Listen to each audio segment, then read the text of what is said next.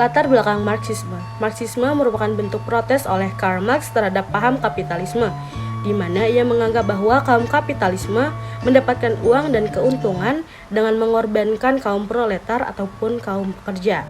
Dimulai dari analisis Marx yang berpendapat bahwa faktor ekonomi struktural sebagai penyebab kelaparan dan menyebabkan abad akhir ke-19 sebagai sejarah terburuk kasus kelaparan. Marx sendiri beranggapan bahwa kasus tersebut dikarenakan oleh kaum kapitalis. Maka dari itu terbentuklah tujuan Marxisme, di mana Marx meyakini adanya tatanan baru bernama komunisme dan percaya bahwa setiap orang adalah setara. Masyarakat yang sama rata, sama rasa merupakan wujud dari komunisme itu sendiri. Marx melihat bahwa masa depan umat manusia ke tatanan baru tersebut. Tujuan Marxisme ialah bergabung dalam menghadapi lingkungan internasional yang tidak bersahabat, membentuk aliansi dengan negara-negara yang berpikiran sama untuk dapat meningkatkan legitimasi domestik dari rezim yang lemah dengan menunjukkan bahwa itu adalah bagian dari yang lebih luas, dengan menciptakan gerakan yang populer. Asumsi Marxisme berasumsi bahwa kelas sosial itu sangat penting dalam kehidupan, terutama kehidupan berpolitik. Dalam asumsi Marxisme, masyarakat itu terdapat kelas yang berbeda, yaitu kelas borjuis dan kelas proletar. Dalam asumsi Marxisme juga munculnya kelas sebagai aktor itu menjadikan keistimewaan negara hilang sebagai aktor terpenting dalam hubungan internasional.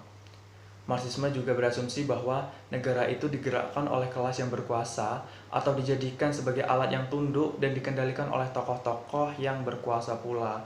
Hal ini tentu saja dapat membahayakan negara itu sendiri atau negara lain, atau bahkan membahayakan keamanan internasional ataupun global. Marxisme juga memandang hubungan antar kelas lah yang menjadi penyebab adanya suatu konflik. Oleh karena itu, Marxisme mengesampingkan hubungan antar negara sebagai komponen penting sistem internasional dan berpikir bahwa konflik antar kelas lah yang menjadi dasar dibandingkan konflik antar negara.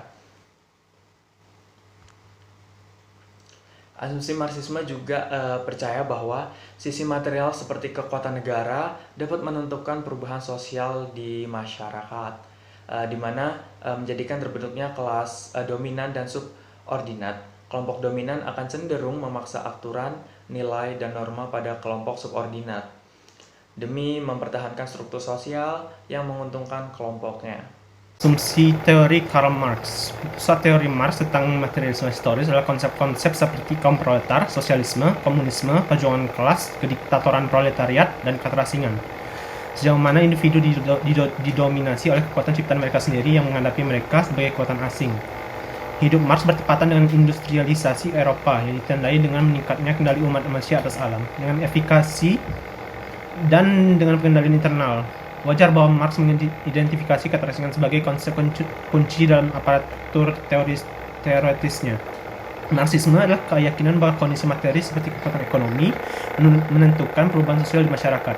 Marxisme juga disebut materialisme historis karena bersandar pada analisis histori materialisme, yaitu ekonomi, dan didasarkan pada determinisme ekonomi. Materialisme historis adalah nama yang diberikan kepada doktrin Marx tentang evolusi masyarakat manusia yang didorong oleh perkembangan material yang bagus. Marxisme klasik berpandangan bahwa faktor ekonomi adalah penggerak dari seluruh kegiatan, meningkatkan kontrol manusia atas alam seperti pengembangan daya pabrik dan produksi industri, mengarah ke perkembangan kekuatan produktif dan perubahan dan masyarakat budak sistem feodal ke masyarakat kapitalis menuju sosialisme komunisme.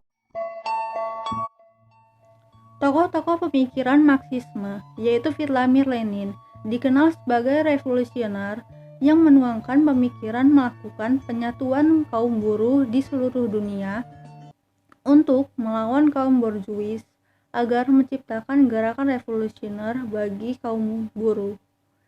Selanjutnya, menerapkan sistem sosialis di mana sistem ini untuk mengatur kepemilikan publik menjadi kepemilikan bersama yang ditentukan oleh pemerintah guna menghapus atau menyetarakan kelas-kelas, serta mencari solusi untuk mendapatkan sumber daya tanpa menaikkan upah buruh, sehingga tetap mendapatkan keuntungan. Vladimir Lenin ini juga dikenal sebagai pemikir dari Marxisme-Leninisme yang merupakan turunan dari ajaran Marxisme. Selanjutnya, pemikiran Marxisme dari Joseph Stalin. Joseph Stalin melarang semua hal yang berkaitan pada kegiatan agama dan kepercayaan. Agama dan kepercayaan dinilai sebagai ancaman secara internal karena banyaknya perbedaan pemikiran dari segi agama dan menjadi perlawanan. Stalin juga lebih pada pemikiran yang diktator atau keras terhadap pada semua pengawasan yang dinilai dapat mengancam secara eksternal dan internal, agar tidak terjadi hal yang di luar keinginan Stalin atau ajaran Marxisme. Namun, dari pemikiran tersebut, akibat dari pelarangan keras terhadap agama, banyak kritikan terhadap Stalin yang dinilai bertentangan dengan ajaran Marxisme. Pemikir Marxisme yaitu Karl Marx. Ia lahir pada tanggal 5 Mei 1818 di Jerman. Karl Marx sendiri membuat beberapa asumsi-asumsi yang menciptakan yang namanya Marxisme. Marxisme itu sendiri adalah bentuk protes Marx terhadap kapitalis. Tokoh selanjutnya mengenai Marxisme adalah Georgi Lukács. Georgi Lukács lahir pada tanggal 13 April 1885 di Budapest.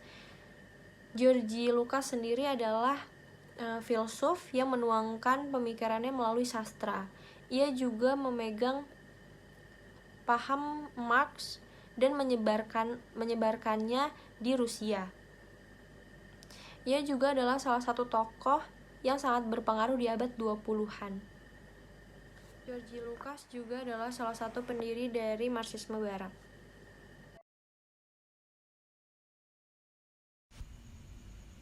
Contoh kasus keamanan global dengan perspektif Marxisme yaitu dapat dilihat dari kasus seorang anak petani dari Nusa Tenggara Barat, Nirmala Bonat Putri, di mana Nirmala Bonat Putri ini bekerja dengan maksud dan niat untuk membantu perekonomian keluarganya. Ia bekerja di Malaysia sebagai seorang pembantu rumah tangga. Dia beranggapan bahwa selama dia bekerja sebagai pembantu ini, dia akan mendapatkan gaji yang layak dan tempat lingkungan pekerjaan yang mendukung untuk dia melakukan pekerjaannya tersebut. Akan tetapi, selama dia berada di sana, dia mendapatkan gaji yang tidak layak dan tidak sepadan dengan apa yang ia lakukan. Ia bahkan mendapatkan penyiksaan fisik dan pelecehan seksual dari majikannya ini. Hal ini terjadi berulang kali yang membuat dia memutuskan untuk memilih kabur dari tempat bekerjanya tersebut dengan bantuan satpam kompleks setempat. Contoh kasus lainnya yaitu eksploitasi yang dialami oleh Hussein pada tahun 2007, seorang pria yang berasal dari Bangladesh, di mana Hussein ini memiliki niat dan tujuan yang sama seperti Nirmala, yaitu mengangkat perekonomian keluarganya. Hussein dijanjikan akan mendapatkan gaji yang tinggi oleh salah satu agen perekrut pekerjaan di Malaysia dengan syarat membayar biaya pendaftaran administrasi sebesar 2 juta rupiah. Setelah sampai di Malaysia, Hussein bersama 55 orang pendaftar pekerjaan yang sama dengannya ini ditempatkan di ruangan yang menurutnya itu tidak layak huni, di mana dia merasa banyak kejanggalan yang terjadi, tidak adanya majikan, serta tidak adanya pekerjaan yang dijanjikan oleh agen perekrut pekerjaan di Malaysia ini. Hal ini membuat Hussein memutuskan untuk mencari pekerjaan lain, yaitu bekerja sebagai konstruksi, yang ia berharap dia akan mendapatkan gaji yang layak untuk dia dan membantu mengangkat perekonomian keluarganya. Akan tetapi, selama dia bekerja setiap hari dan selang waktu 2 bulan, dia tidak mendapatkan gaji, di mana majikannya tidak memberikan dia gaji sepeser pun dari apa yang dia kerjakan. Nah, dari contoh kasus yang telah dijelaskan, maka melihat dari kacamata perspektif Marxisme, kegiatan eksploitasi buruh migran ini terjadi karena adanya kesenjangan perekonomian dan sosial kapitalis. Nah, para majikan atau bisa disebut dengan kaum borjuis ingin mendapatkan untung sebesar-besarnya dari para buruh atau yang bisa disebut dengan kaum proletar. Nah, buruh-buruh ini disiksa atau dieksploitasi dengan cara upahnya tidak dibayar setelah bekerja, penindakan fisik, kekerasan fisik, lalu ada perbudakan dan sebagainya. Nah, para buruh-buruh ini tidak dapat melakukan apa-apa karena mereka dipaksa untuk melakukan sesuatu yang di luar kehendaknya.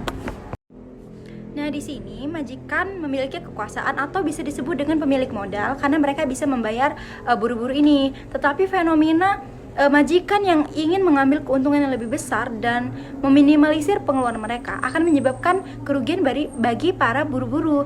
Nah, ini bisa menyebabkan adanya kesenjangan sosial dan perekonomian. Nah, ini disebut dengan eksploitasi atau perdagangan manusia.